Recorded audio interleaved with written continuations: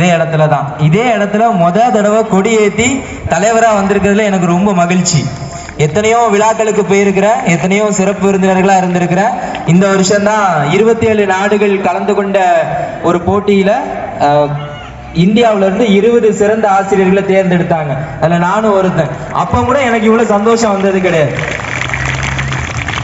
உங்க எல்லாருக்கும் ஒரு 3 டேக்லைன் மட்டும், சின்ன வார்த்தைகள் மட்டும் சொல்லித்தரேன், அதை மனசுல வச்சுக்கிறீங்க. முதல்ல உங்க பயத்தை உடைங்க.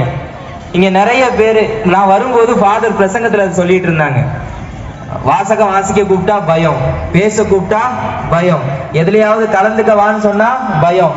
நம்மளோட மிகச்சிறந்த வேலை என்ன தெரியுமா? எப்ப பேச்சு போட்டிக்கு யார் வருவா அப்படின்னு கேட்டா நம்ம பக்கத்துல இருக்கிற பையன் அல்லது பொண்ணோட கையை தூக்கி விடுவோம், நம்ம கையை தூக்கவே மாட்டோம். அதுல அப்படி ஒரு சந்தோஷம், நீ போய் மாட்டிக்க அப்படின்னு சொல்றதுல. ஆனா மறந்துடாதீங்க, வாழ்க்கையில கிடைக்கிற வாய்ப்புகளை பயன்படுத்துறவங்க தான் பெரிய இடத்துக்கு வர முடியும். ஏன் பயத்தை உடைக்கணும் அப்படின்னு சொல்லி சொன்னா, நான் முனைவர் பட்டத்துக்கு PhD படிக்க போகும்போது என்னுடைய பேராசிரியர் ஒருத்தர் என்கிட்ட கேட்டார், தம்பி நீங்க எந்த இடத்துல இருந்து வரீங்க? இப்போ நான் ஒரு இடத்துல இருந்து வரேன் அப்படின்னு சொல்லும்போது, உங்க இதுல எல்லாரும் கப்பலுக்கு தானே போவாங்க, நீ என்ன படிக்க வந்திருக்க அப்படின்னு சொல்லி கேட்டார். என்னால பெருமைப்படவே முடியல. ஏன் பெருமைப்பட முடியலன்னா, இந்த சமூகத்தோட பொது புத்தியில என்ன இருக்குன்னா, கடலுக்கு போறவன் கடைசி வரைக்கும் கடலுக்கு தான் போவான் அல்லது கப்பலுக்கு போவான், காசு வாங்குவான், வீடு கட்டுவான். அவன் கடைசி வரைக்கும் கவர்மெண்ட் ஜாபுக்கு வர போறதும் கிடையாது, PhD படிச்சு பெரிய ஆளா ஆக போறதும் கிடையாதுங்கிற ஒரு இது பொது புத்தியில இருந்துகிட்டே இருக்கு. அதனால முதல்ல பயத்தை உடைச்சி கிடைக்கிற வாய்ப்பை பயன்படுத்தி நல்லா படிச்சு முன்னாடி வாங்க. எனக்கு வரவேற்புரையில சொல்லும் போது, அடுத்த தடவை இவர் ஏதாவது ஒரு இதுக்கு சிறப்பு விருந்தினரா வந்திருக்கும் போது கூடுதல் சாதனைகள் செய்வார்னு சொல்லியிருப்பாங்க. கூடுதல் சாதனைகள்லாம் தேவையில்லை. இங்க இருந்து யாராவது ஒருத்தர் ஒரு கவர்மெண்ட் எக்ஸாம்ல படிச்சு ஒரு கவர்மெண்ட் ஆபீசரா இங்க வந்து உட்கார்றதுதான் இந்த மண்ணோட சாதனை. அதை இந்த மண் நிகழ்த்தினா அதுக்கு ஏதாவது ஒரு வகையில நானும் காரணமா இருந்தா எனக்கு ரொம்ப மகிழ்ச்சி. அதனால பயத்தை உடைச்சு முன்னாடி வாங்க. ஒண்ணு. ரெண்டாவது, நம்ம ஆட்கள்கிட்ட இருக்கிற இன்னொரு பெரிய பிரச்சனை என்னன்னா, ஒரு தடவை முயற்சி பண்ணி பாக்குறது, அந்த முயற்சி சரியா இல்லைன்னா அதை அப்படியே விட்டுட்டு இதெல்லாம் வேலைக்கு ஆகாது அப்படின்னு சொல்லி பேக் அடிச்சிருது, திரும்ப வீட்டுக்கே வந்துருவோம், நான் பேசாம இந்த வேலையே பாத்துக்கிறேன் அப்படின்னு. மறந்துடாதீங்க, ஊர்ல பெரிய படிப்பு படிச்சவன் எல்லாரும் வந்து கடலுக்கு போக முடியாது. ஆனா கடலுக்கு போற நாம பெரிய படிப்பு படிச்சு அந்த இடத்துக்கு போக முடியும். அதனால முயற்சி செய்யுங்க.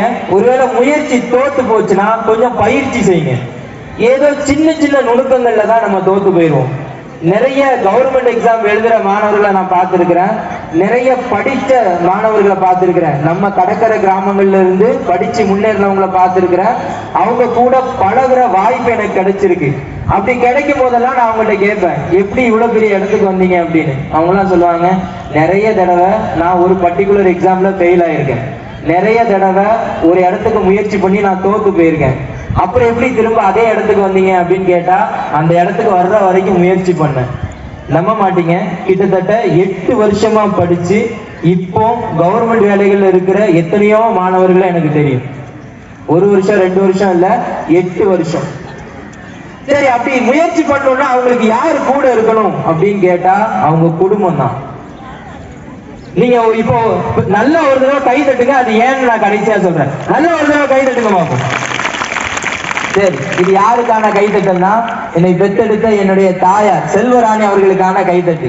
ஏன் அப்படின்னா, நான் முனைவர் பட்ட படிப்பு படிக்க போகும்போது எங்க அப்பா தவறிட்டாங்க, எங்க அப்பா இறந்துட்டாங்க. ஒரு மூத்த பையனா நான் என் குடும்பத்தை பொறுப்பெடுத்து வேலை பார்த்து தான் நடத்தணும்.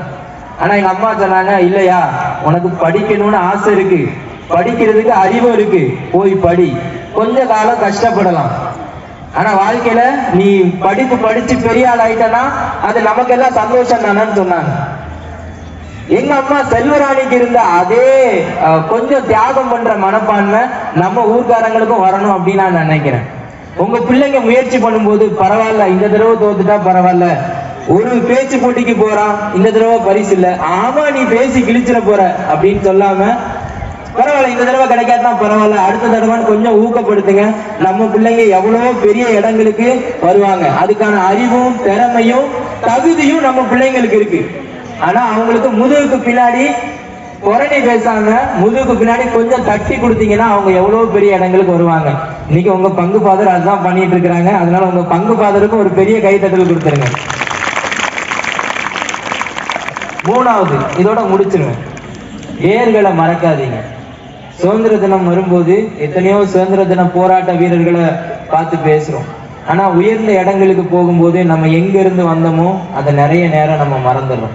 கண்டிப்பா வாழ்க்கையில நீங்க எல்லாரும் முயற்சி பண்ணி பெரிய பெரிய உயரங்களுக்கு பெரிய பெரிய பதவிகளுக்கு கண்டிப்பா போவீங்க. ஆனா அப்படி போகும்போது இந்த பெரியதால மண்ணை மறந்துடாதீங்க. ஏன்னா பொதுவா சாப்பாட்டுல உப்பு போட்டு சாப்பிட்டாலே அந்த உப்பு போட்டவங்கள நினைக்கணும்னு சொல்லுவாங்க. இந்த காத்தை நிறைய நேரம் சுவாசிச்சிருக்கோம், இந்த காத்துல உப்பு இருக்கு. அதனால இந்த மண்ணை கண்டிப்பா என்ன பண்ணாதீங்க, மறக்காதீங்க.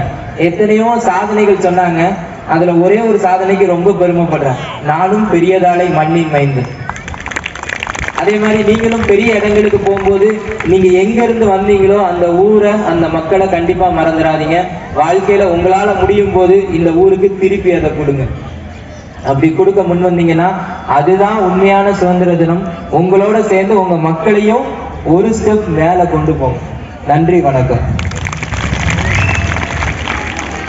கடைசியா இந்த வாய்ப்பை எனக்கு ஏற்படுத்தி தந்த நம்முடைய தலைமை ஆசிரியை திலகா அவர்களுக்கும் இந்த ஊர் கமிட்டியினருக்கும் என்னுடைய மனமார்ந்த நன்றியை தெரிவித்துக் கொள்கிறேன்.